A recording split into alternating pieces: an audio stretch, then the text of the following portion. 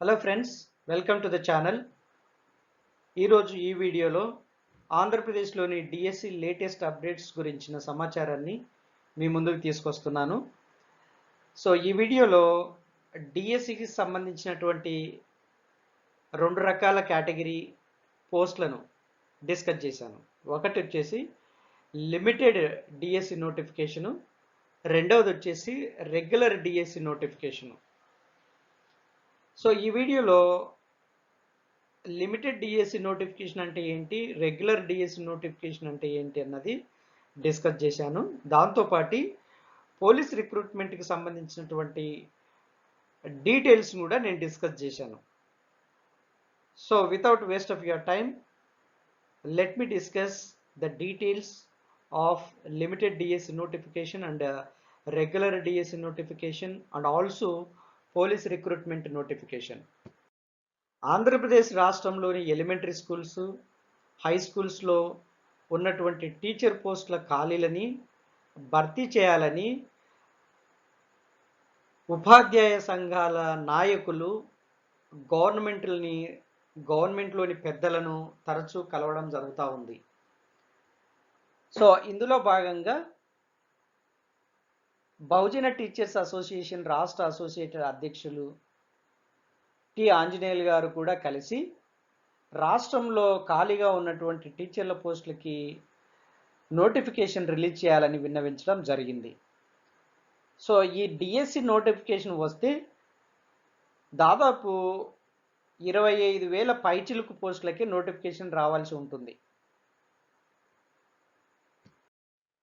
Municipal టీచర్ల బదిలీలకు సంబంధించినటువంటి విషయాన్ని మనం ఇక్కడ చూడొచ్చు. సో రాష్ట్రంలోని మున్సిపల్ టీచర్ల రేషనలైజేషను, ట్రాన్స్ఫర్స్కి గవర్నమెంట్ పర్మిషన్ ఇచ్చింది.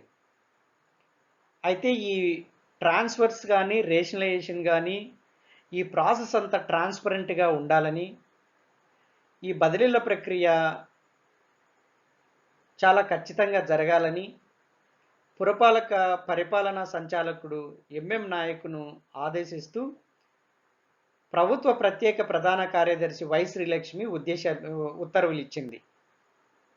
ఈ మొత్తం ప్రక్రియను చాలా ట్రాన్స్పరెంట్గా ఉండాలని గవర్నమెంట్ చాలా స్ట్రిక్ట్గా ఇన్స్ట్రక్ట్ చేసింది. అయితే ఈ రేషనలైజేషన్, మున్సిపల్ టీచర్ల రేషనలైజేషన్ కానీ ట్రాన్స్ఫర్స్ విషయం కానీ జరిగేటప్పుడు ఏ టీచర్స్ అయితే ఏసీబీ కేసుల్లో కానీ, విజిలెన్స్ కేసుల్లో కానీ, లేకపోతే శాఖాపరమైనటువంటి క్రమశిక్షణ చర్యలకు ఆల్రెడీ వాళ్ళు గురై ఉంటే అటువంటి వారిని ఈ రేషనలైజేషన్కి, ట్రాన్స్ఫర్స్కి పర్మిషన్ ఇవ్వకూడదు, వారిని అనుమతించకూడదు అని గవర్నమెంట్ స్ట్రిక్ట్ ఆర్డర్స్ పాస్ చేసింది. సో ఇప్పుడు లిమిటెడ్ డిఎస్సి నోటిఫికేషన్ ఏంటి, రెగ్యులర్ డిఎస్సి నోటిఫికేషన్ ఏంటి అన్నది నేను డిస్కస్ చేస్తున్నా. ఇక్కడ దానికంటే ముందు మనకు వార్తాపత్రికలో వచ్చినటువంటి విషయాల్ని నేను చెప్పి తర్వాత నేను డిస్కస్ చేస్తాను. ఇక్కడ నేను వార్తాపత్రికల్లో వచ్చినటువంటి ఒక న్యూస్ ఐటమ్ని ఇక్కడ నేను డిస్ప్లే చేశాను. అందులో ఏముందంటే 403 బ్యాక్లాగ్ టీచర్ల పోస్టులు భర్తీకి త్వరలో నోటిఫికేషన్, రెగ్యులర్ డిఎస్సికి 15,000కు పైగా పోస్టులు అందుబాటులో ఉన్నాయి. రెగ్యులర్ డిఎస్సికి ముందు teacher eligibility test TET exam పెట్టాలని నిర్ణయించడం జరిగింది. ఇంగ్లీష్ మీడియం ప్రవేశపెడుతున్నటువంటి నేపథ్యంలో ఈ టీచర్ ఎలిజిబిలిటీ టెస్ట్ సిలబస్లో మార్పు చేయడం కూడా జరిగింది. ఆ మార్పు ఏంటంటే information communication technology, ICT tools. మీ సిలబస్లో ఐసిటి టూల్స్ అని ఉంటుంది. సో ఐసిటి టూల్స్ సంబంధించినటువంటి సిలబస్ను కొత్తగా ఆ టెట్ సిలబస్లో జత చేయడం జరిగింది.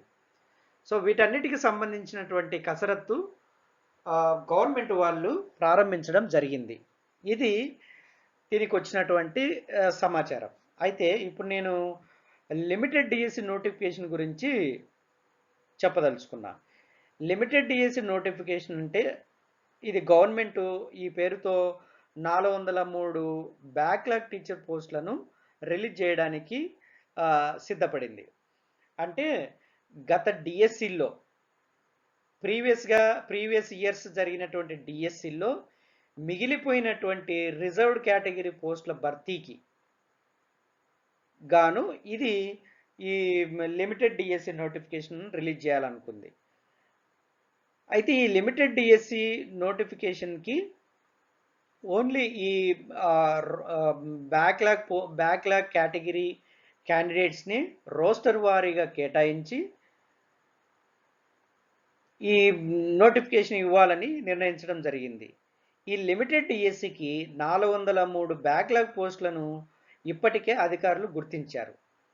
సో వీటిలో జిల్లా, మండల పరిషత్తు, ప్రభుత్వ, మున్సిపల్, సంక్షేమ శాఖల స్కూళ్ళ పోస్టులు ఉన్నాయి. వీటిల్లో కొన్ని 12 సంవత్సరాల నుంచి భర్తీ కాకుండా మిగిలిపోయినట్టు కూడా ఉన్నాయి. ఈ లిమిటెడ్ డిఎస్సి వల్ల ముందు ఆయా వర్గాల వారికి మేలు చేకూరుతుందని ప్రభుత్వం భావించి ముందు జరిగినటువంటి డిఎస్సిలో మిగిలిపోయినటువంటి రిజర్వ్ కేటగిరీ టీచర్ పోస్టులకి నోటిఫికేషన్ ఇవ్వాలని నిర్ణయించి దానికి లిమిటెడ్ డిఎస్సి నోటిఫికేషన్ అని పేరు పెట్టింది. సో ఆ లిమిటెడ్ డిఎస్సి నోటిఫికేషన్ తర్వాత రెగ్యులర్ డిఎస్సి నోటిఫికేషన్ రిలీజ్ చేయడానికి ప్రభుత్వము సమాయత్తం అవుతా ఉంది. సో ఈ 403 బ్యాక్లాగ్ టీచర్ల పోస్టులు నోటిఫికేషన్ వచ్చిన తర్వాత ఈ రెగ్యులర్ డిఎస్సికి సంబంధించినటువంటి నోటిఫికేషన్ కూడా వెలువడడానికి చాలా అవకాశాలు ఉన్నాయి. గవర్నమెంట్ కూడా దీని మీద చాలా కసరత్తు చేసి ఆ కసరత్తును కూడా చాలా వరకు పూర్తి చేసినట్టుగా మనకు వార్తలు అందుతూ ఉన్నాయి. ఈ నోటిఫికేషను ఈ టీచర్ బదిలీలు, రేషనలైజేషన్స్ ఇవన్నీ అయిపోగానే ఇమ్మీడియట్గా డిఎస్సి నోటిఫికేషన్ రిలీజ్ చేయాలని గవర్నమెంట్ భావిస్తున్నట్లుగా మనకు మీడియాస్ ద్వారా అందుతున్న సమాచారం. రెగ్యులర్గా టీచర్ల బదిలీల సమయంలో పోస్టులను బ్లాక్ చేయడం జరుగుతూ ఉంటుంది. సో ఇలా బ్లాక్ చేసినటువంటి పోస్టులలో ప్రాథమిక పాఠశాలల్లో కొన్ని ఖాళీలు ఏర్పడుతూ ఉంటాయి. ఈ ప్రాథమిక పాఠశాలల్లో ఈ బ్లాక్ చేయడం వల్ల ఏర్పడినటువంటి ఖాళీల్లో విద్యా వాలంటీర్లను నియమించాలని ఆప్టా వారు గవర్నమెంట్ని విన్నవించడం జరిగింది. ఆ విధంగా తగువైన చర్యలు తీసుకోవాలని కూడా గవర్నమెంట్ను విన్నవించడం జరిగింది. ఇక పోలీసు ఉద్యోగాల నోటిఫికేషన్ సంబంధించిన విషయానికి వస్తే ఇంతవరకు నోటిఫికేషన్ అయితే రిలీజ్ కాలేదు. యాక్చువల్గా గవర్నమెంట్ రిలీజ్ చేసిన జాబ్ క్యాలెండర్ ప్రకారం ఇది సెప్టెంబర్లోనే రావాల్సి ఉంది, కానీ ఇంతవరకు అది ఇంకా రిలీజ్ కాలేదు. పోలీస్ రిక్రూట్మెంట్ నోటిఫికేషన్ కోసం ఎదురు చేసేటువంటి క్యాండిడేట్స్ ఇంకా వెయిట్ చేయాల్సినటువంటి పరిస్థితి ఉన్నట్లుంది.